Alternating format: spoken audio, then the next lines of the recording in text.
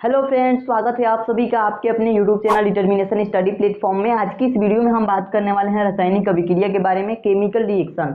ठीक है, तो रासायनिक अभिक्रिया क्या होता है इसको हम इस वीडियो में बताने वाले हैं। इसकी परिभाषा क्या होती है, इसके उदाहरण कौन कौन से होते हैं, कैसे हम इसको आसानी से समझ सकते हैं, इन सारी चीज़ों पर डिस्कशन करने वाले हैं। ठीक है, बेसिकली होता क्या है कि छोटे छोटे क्लासों में हम डिफिनीशन तो याद कर लेते हैं, यानी परिभाषाएं तो हमें याद करा दी जाती हैं, लेकिन हमें चीज़ें समझ नहीं आती कि होता क्या है। एक्चुअल में जो चीज़ें होती हैं उन्हें हम समझ नहीं पाते हैं। ठीक है, तो साइंस एक समझने का विषय है, रटने वाला विषय नहीं है। तो इस वीडियो के माध्यम से मैं आप सभी को रासायनिक अभिक्रिया को बहुत अच्छे तरीके से समझाने वाला हूँ। तो चलिए हम इस वीडियो की शुरुआत करते हैं।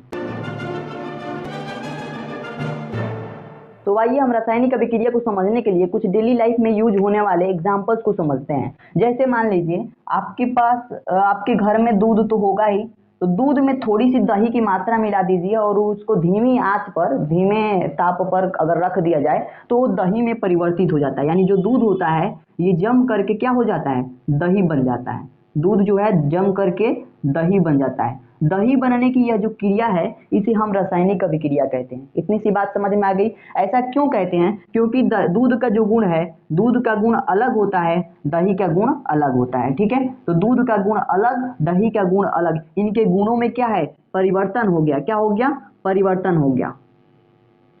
तो एक ऐसा पदार्थ जो अभिक्रिया करने के बाद एक ऐसे पदार्थ को उत्पादित करता है जिसका गुण मूल पदार्थ से भिन्न होता है, यानी कि इसका गुण अलग, इसका गुण अलग है, तो इसे हम कहते हैं रासायनिक अभिक्रिया। आशा करता हूँ समझ में आ गया होगा। एक और एग्जाम्पल से आपको बताता हूँ। ठीक है, ये पहला एग्जाम्पल। दूसरा चीज आप समझिए, अगर आपके पास हाइड्रोजन गैस है, ठीक है, मान लीजिए ये हाइड्रोजन क्या है, गैस है। हाइड्रोजन क्या होता है, गैस होता है। तो हाइड्रोजन की अभिक्रिया अगर हम, ये गैस है तो यहाँ पे मैंने गैस भी लिख दिया। हाइड्रोजन की अभिक्रिया अगर हम ऑक्सीजन के साथ कर दें, किसके साथ, ऑक्सीजन के साथ। अगर हम हाइड्रोजन की अभिक्रिया ऑक्सीजन गैस के साथ कर दें, ऑक्सीजन भी क्या है, गैस है, इसके साथ अभिक्रिया कर दे तो हमारे पास प्राप्त होता है जल। ठीक है, जल प्राप्त होता है। तो हाइड्रोजन और ऑक्सीजन की अभिक्रिया कराने पर हमारे पास जल प्राप्त होता है, और जल जो होता है ये द्रव अवस्था में होता है। तो देखिए इनकी अवस्थाओं में परिवर्तन हो गया। अब यहाँ पे मैंने गुण में परिवर्तन बताया, और यहाँ पे क्या है, यहाँ पे ये है कि इनके अवस्थाओं में क्या है, परिवर्तन हो गया। क्या हो गया, परिवर्तन हो गया। क्यों, क्योंकि यहाँ पे ये तो द्रव गैस अवस्थाओं में थी। ठीक है, हाइड्रोजन और ऑक्सीजन तो गैस अवस्था में है, लेकिन ये अभिक्रिया करके एक ऐसे पदार्थ का निर्माण कर रहे हैं जो द्रव अवस्था में है। तो जरूरी नहीं है कि केवल अवस्थाओं में ही परिवर्तन होगा, परिवर्तन उत्सर्जन में भी हो सकता है, परिवर्तन रंगों में भी हो सकता है, परिवर्तन जो है, परिवर्तन तापमानों में भी हो सकता है। ठीक, तो परिवर्तन इन सभी चीजों में हो सकता है। ठीक है, लेकिन जो मूल पदार्थ है, मूल पदार्थ से जो बनने वाला पदार्थ होगा हमेशा भिन्न होगा। तो इस तरीके से बहुत सारे आपके डेली लाइफ में यूज होने वाले भी एग्जाम्पल है। जैसे मान लीजिए कुछ एग्जाम्पल्स मैं मुंह से बता देता हूँ। जैसे आप खाना खाते हैं तो जो पाचन की क्रिया होती है उसे भी हम रासायनिक अभिक्रिया कहते हैं। जो लोहे पे जंग लगता है तो लोहे पे जंग लगने की जो प्रक्रिया होती है, जो क्रिया होती है, उसे भी हम रासायनिक अभिक्रिया कहते हैं। ठीक है, इसके अलावा दूध का फटना, जो दूध फट जाता है, उसे भी हम रासायनिक अभिक्रिया कहते हैं। तो इतनी सी बात आपको समझ में आ गई। आशा करता हूँ कहीं भी कोई दिक्कत नहीं होगा। ठीक है, तो चलिए हम इसकी अब बात करेंगे परिभाषा की। इसे हम मिटा देते हैं। रासायनिक अभिक्रिया की परिभाषा क्या होती है इस बात पे हम पहुंच चुके हैं। ठीक है, हम इसके परिभाषा में लिखेंगे, यानी कि रासायनिक अभिक्रिया की परिभाषा हमारे पास बन गई।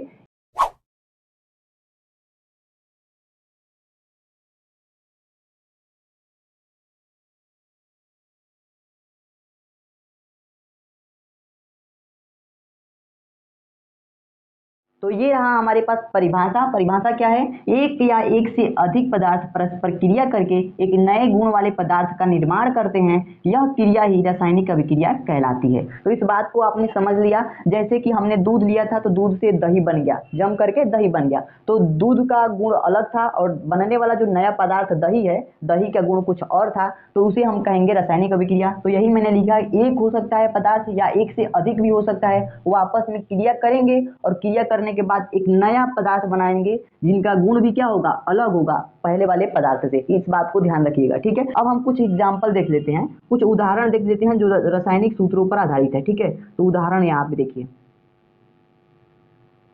जब हम हाइड्रोजन, तो पहला उदाहरण आपके पास ये हो जाएगा कि जब हम हाइड्रोजन गैस की अभिक्रिया, तो हाइड्रोजन को हम H2 से लिखते हैं, गैस है तो H2 से लिखते हैं। तो जब हम हाइड्रोजन गैस की अभिक्रिया किसके साथ कराते हैं, ऑक्सीजन गैस के साथ कराते हैं, यानी O2 के साथ कराते हैं, तो हमारे पास क्या मिल जाता है, H2O मिल जाता है, जिसे हम जल कहते हैं।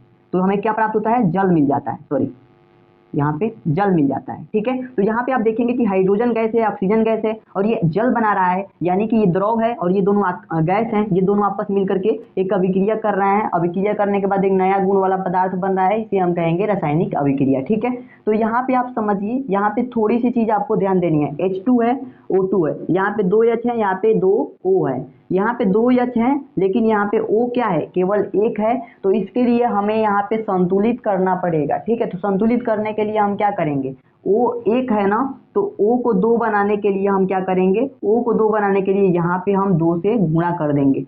2H2 हो गया, यानी कि 2 दूना 4, 4H हो गया। तो यहाँ पर भी हम 2 से मल्टीप्लाई कर देंगे, तो यहाँ पे 2H2 प्लस में O2। अब ये दोनों आपस में क्या हो गए, बैलेंस हो गए। यहाँ पे 2 दूना 4 हाइड्रोजन, यहाँ भी 4 हाइड्रोजन, यहाँ पे 2 ऑक्सीजन, यहाँ पे 2 ऑक्सीजन। ठीक है, इस बात को समझ लीजिएगा। रासायनिक समीकरण को हम संतुलित कैसे करते हैं, इसके लिए आपको स्पेशल वीडियो मैं बना दूंगा, बहुत अच्छे तरीके से ट्रिक के साथ आप समझ जाएंगे। ठीक है, अभी के लिए इतना ही समझिएगा कि यहाँ पे जो जितना नंबर हाइड्रोजन का है, जितना नंबर ऑक्सीजन का है, दोनों तरफ नंबर जो है सेम होने चाहिए। ठीक है, ये हमारे पास पहला एग्जाम्पल से। दूसरा एग्जाम्पल आपको बता देता हूँ। जब हम नाइट्रोजन गैस की अभिक्रिया हाइड्रोजन गैस के साथ कराते हैं, N2 मतलब नाइट्रोजन गैस, H2 मतलब हाइड्रोजन गैस, जब इन दोनों की आपस में अभिक्रियाएं कराते हैं तो ये हमारे पास अमोनिया बन के निकलता है। तो NH3 बन जाता है। क्या बन जाता है, अमोनिया, NH3 अमोनिया। यहाँ पे मैं लिख देता हूँ अमोनिया।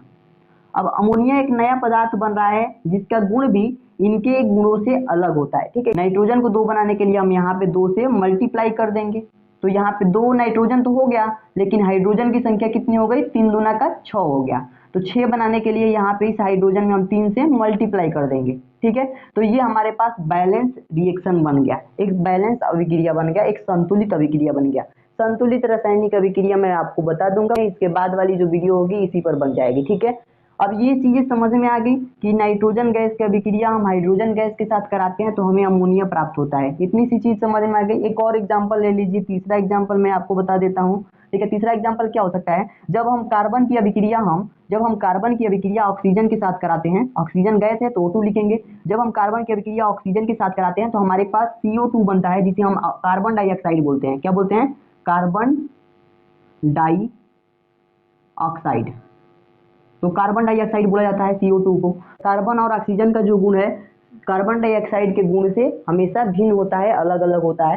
तो इस बात को याद रखिएगा, ये भी आपके पास एक एग्जाम्पल है रासायनिक अभिक्रिया का। तो इस तरीके से लाखों हजारों एग्जाम्पल आपके लिए मिल जाएंगे।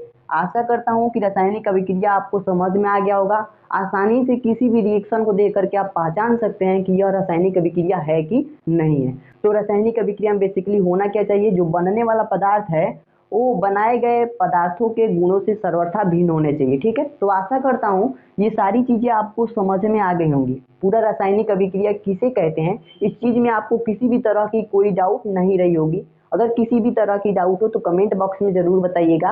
अगर आपने अभी तक चैनल को सब्सक्राइब नहीं किया तो प्लीज चैनल को सब्सक्राइब कर लीजिए, आपके लिए ऐसे ही हेल्पफुल वीडियो मैं डालता रहूंगा। अभी के लिए इतना ही रखता हूँ दोस्तों, मिलते हैं नेक्स्ट वीडियो में, तब तक के लिए धन्यवाद।